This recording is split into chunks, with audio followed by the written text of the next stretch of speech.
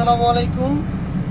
আমি মিশরের আল আজহার বিশ্ববিদ্যালয়ের শিক্ষার্থীদের, সেখানে যারা বাংলাদেশি শিক্ষার্থী আছেন তাদের আমন্ত্রণে মিশরে যাওয়ার যে আমার প্রোগ্রামটি ছিল, তো তার পূর্বে সৌদি আরবে 3 দিনের প্রোগ্রাম ছিল।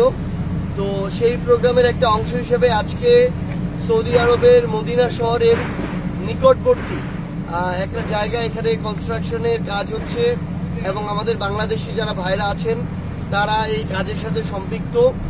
তো এখানে এই সাইটটা ভিজিট করতে এসেছি।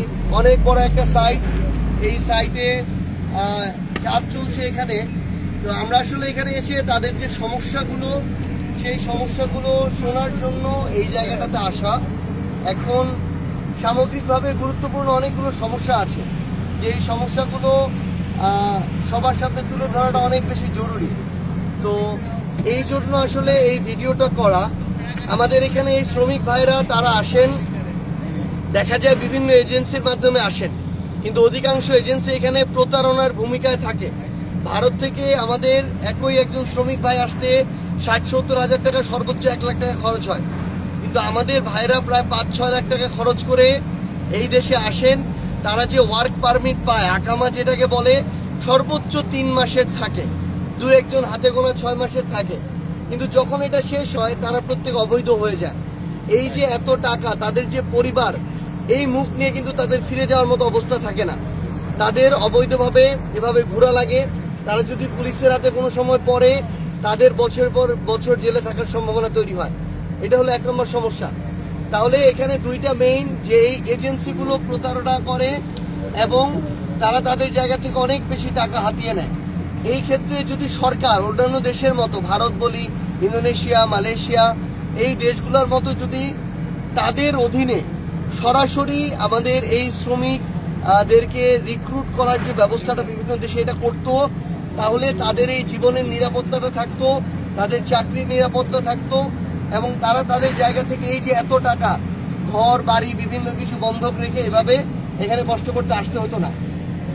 আরেকটা সমস্যা হচ্ছে, আমরা যেটা তাদের সাথে কথা বলে বুঝলাম, যে আমাদের এখানে এম্বাসি সংক্রান্ত যারা আছেন তাদের কাছে তারা শ্রমিকের মতো ব্যবহারটা পান, একদম অপ্রত্যাশিত একটা ব্যবহার।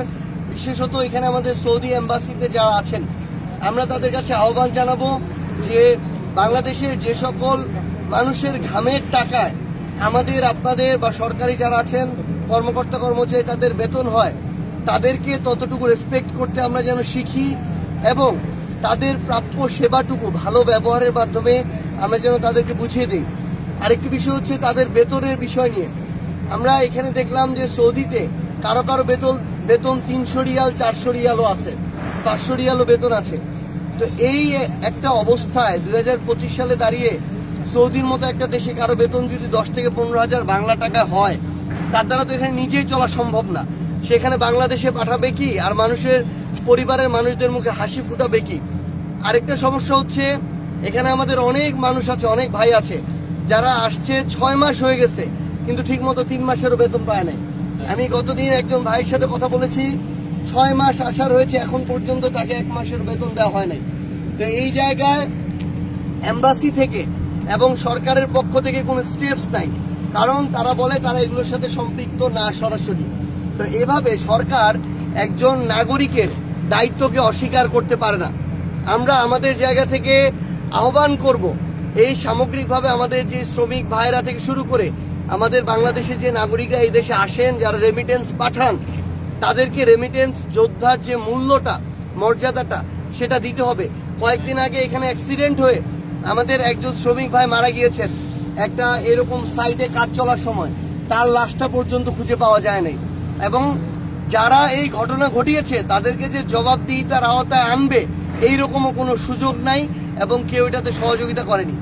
এমনও হয়েছে যে কোনো একজন ভাই যদি মারা গিয়েছেন কোনো ঘটনায়, তার লাশ এই দেশ থেকে বাংলাদেশে পাঠানোর সকল ব্যবস্থা শ্রমিক ভাইরা টাকা দিয়ে করেছেন, এম্বাসিকে সেখানে উপযুক্ত ব্যবস্থা নিতে দেখা যায় নাই।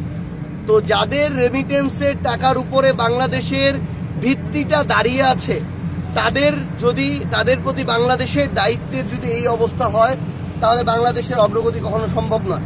এই জন্য আমরা এই জায়গা থেকে সংশ্লিষ্ট মন্ত্রণালয়ে যারা আছেন পররাষ্ট্র মন্ত্রণালয়, বৈদেশিক কর্মসংস্থান মন্ত্রণালয়, উপদেষ্টা থেকে শুরু করে সচিব, সংশ্লিষ্ট যারাই আছেন, আপনাদের কাছে আমাদের আহ্বান যে আপনারা দয়া করে আমাদের এই শ্রমিক ভাইদের, যাদের রক্তে ভেজা, ঘামে ভেজা এই যে শরীর, সেই শরীরের উপর বাংলাদেশের ভিত্তি দাঁড়িয়ে আছে, তাদের প্রতি যেন আমরা যত্নবান হই। ওই বাংলাদেশের এয়ারপোর্টে একজন নাগরিক হিসেবে, একজন রেমিটেন্স যোদ্ধা হিসেবে তাদের যতটুকু সম্মান মর্যাদা প্রাপ্য ততটুকু বুঝিয়ে দেওয়ার মানসিকতা যেন আমাদের তৈরি হয়।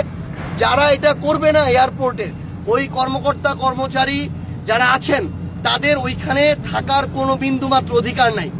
তাদের যেই জায়গায় তাদের যোগ্যতা আছে কাজ করা, তাদেরকে সেই জায়গায় পাঠিয়ে দিন। যারা মানুষকে মানুষ মনে করে না, যারা মানুষকে তাদের পেশা দেখে এরকম করে খাটো করে ছোট করে কথা বলে, তুই তুকারি করে, খারাপ ব্যবহার করে, তাদের ওই সেবামূলক জায়গায় থাকার কোনো প্রয়োজন নাই। তাদেরকে অন্যত্র আপনারা যেই জায়গায় দিতে পারেন সেই জায়গায় দিয়ে দিন। সার্বিকভাবে আমাদের কাছে আহ্বান, আপনাদের সবার কাছে আহ্বান যে আমাদের এই শ্রমিক ভাইদের দুঃখ দুর্দশাটা যেন আমরা বুঝি। আমরা জাতীয় নাগরিক পার্টি এনসিপির পক্ষ থেকে যখনই আমি দেশে ফিরে যাব, আমরা একটা সংশ্লিষ্ট টিম নিয়ে সংশ্লিষ্ট মন্ত্রণালয়গুলোর কাছে যাব, সংশ্লিষ্ট মন্ত্রণালয় যারা দায়িত্বপ্রাপ্ত আছেন তাদের কাছে যাব। ইনশাল্লাহ আমরা সবাই একসাথে আমাদের এই রেমিটেন্স যোদ্ধা ভাইদের যেন প্রাপ্য সম্মানটুকু বুঝিয়ে দিতে পারি, প্রাপ্য অধিকার এবং নিরাপত্তাটুকু বুঝিয়ে দিতে পারি, এইটুকু চেষ্টা আমরা সবসময় করব। সবাই তাদের জন্য দোয়া করবেন, তাদেরকে সহযোগিতা করবেন। আসসালামু আলাইকুম।